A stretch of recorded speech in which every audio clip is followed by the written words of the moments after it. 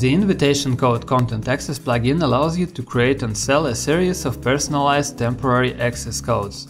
Each code grants limited access to a selected page only. When creating codes, you assign them to a URL or a file. It will automatically be locked, and when accessing it, visitors will be prompted to input the code. In this example, we will consider how to restrict any page on your site with the code. Let's start creating an invitation code for the first post.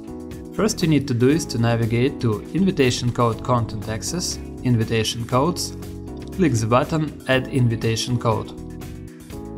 Next you need to do is to fill the fields with the data.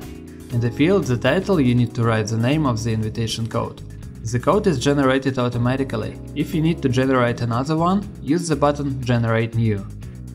And Field Note, you can write there a note that only admin can see. Then you need to choose the post or page that will be restricted by the code. Choose Posts or Pages in the list of blocked content. Next step, to set the method and date of expiration of the invitation code. Number of users. Set a usage limit, how many times the user is able to use that code. You can leave it empty or set to 0 to make it unlimited.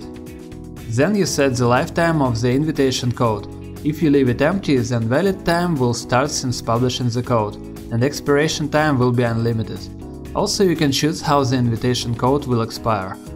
Once activated, expires after some time. It expires the account a certain amount of time after the first time the user logs in. The timer runs while the user is offline. User can only access blocked content for some time. Expires the account after the user spends a certain amount of time on your site. The timer only runs while the user is online and accessing the content. Enter the amount of hours. Notify user. You can send the notification for the user. It is good to use this form for recovering the code. Security and privacy. Apply a unique terms of service text. If you leave the field empty, the default terms of service will be applied. After all of that, press the blue button Publish. Now you can go to the restricted post and see the result. Using the same instruction, you can restrict another post or page on your site. Thanks for watching the video.